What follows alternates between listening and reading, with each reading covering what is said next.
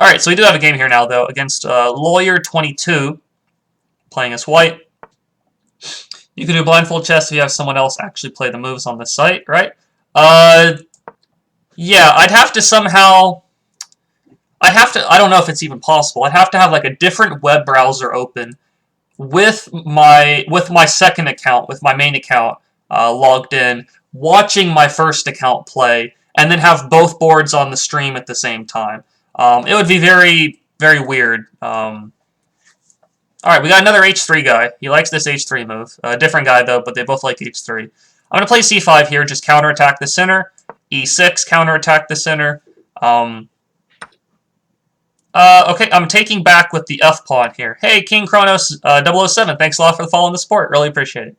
I'm taking with the F pawn here instead of the D pawn. It weakens my king a little bit, but it avoids the queen exchange. If I take him back the other way, he takes and trades queens. And now I can play D5 and grab the center. Notice how almost every game I've played so far in the challenge, I've been talking about controlling the center at the start of the game. I feel like that improves, that helps a lot of people. If you take your first 5 to 10 moves and try to control the center as much as you can, this helps your middle game, this helps your piece placements, it helps everything, really. So that's really what I feel like a lot of people are lacking in this level so far, around this rating range here, because I'm able to get a good, nice good pawn center pretty easily in a lot of these games here. I'm always amazed at how high-rated players can just look at the board for a few seconds and see all the best moves. That's not always the case, but it definitely takes a little bit of thinking as well. Okay, so knight f3. I'm just going to develop the bishop. He should play c4 at some point, honestly. Bishop b5 is not terrible by any means. However, you have to be a little bit careful about putting these pieces over here when they're not defended. Queen a5 check could be an idea, hitting the king and the bishop. If I check there, though, he plays knight c3, guarding the bishop and blocking the check. And then my queen feels a little bit out of place. I'm not sure if that's what I should be going for there. But I think we're going to go for it. We're going to see. He should play knight c3. That's his only move. Will I stream tomorrow? Not tomorrow, on Thursday. I do actually have a couple of different lessons I have to teach that day. But I'm going to be streaming again on Friday. So Monday, Wednesday, Friday, and the occasional Tuesday. Not normally Thursday. Or the weekends. No weekends or Thursdays. Maybe Tuesdays. Maybe. Okay, I'm playing knight e4 here. Attacking the knight that's pinned right now. Okay, he has to do that with his bishop. I take back. Very solid pawn center. And now he's got to figure out something to do with this knight. Okay, plays bishop d2.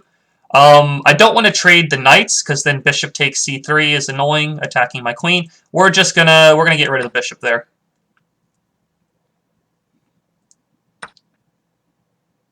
And let's see.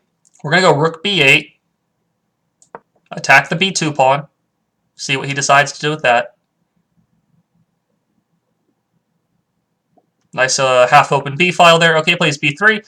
And now bishop a6 feels pretty strong. So he can't castle kingside.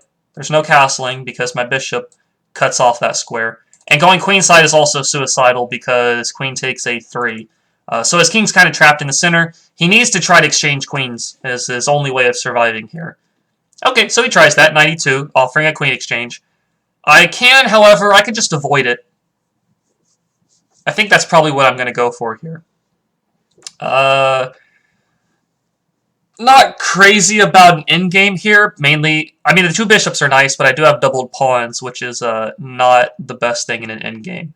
So we're just going to avoid that. We're just going to drop the queen back. If he castles, then this knight on e2 will be pinned. And I'm just going to castle next move, most likely.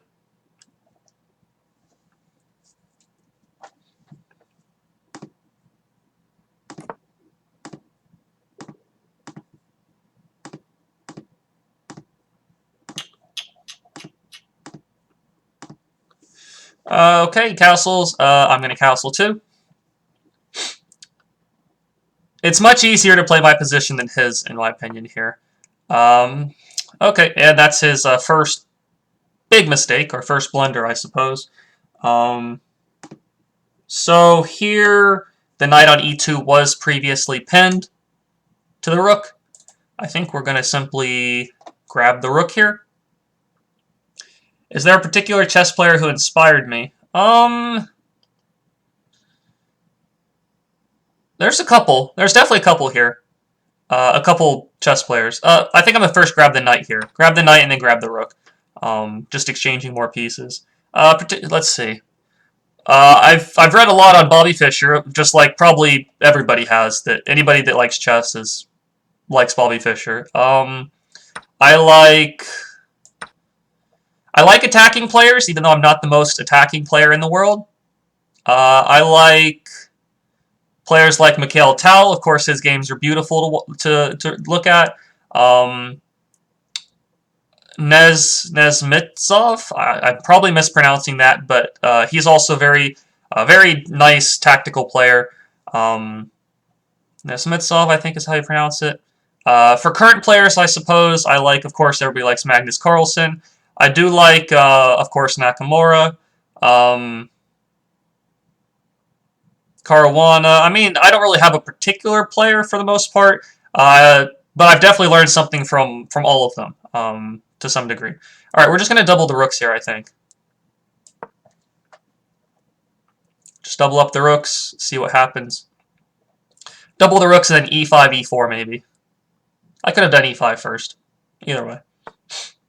Okay, he plays e4. I guess I can just take it, right? Don't see why not. If his knight moves, I actually have e3. Forking his queen and rook. Jabava, I actually do like him a lot. He plays very interesting openings. He makes really interesting stuff happen on the board. So I actually do like him a lot. I've looked at all of it. I watched his Title Tuesdays, of course. Lots of his actual tournament games. He's up and down though. Sometimes he's too creative for his own good, I feel. Which is, when it does work out, it's awesome. When it doesn't work out, it kind of backfires pretty hard.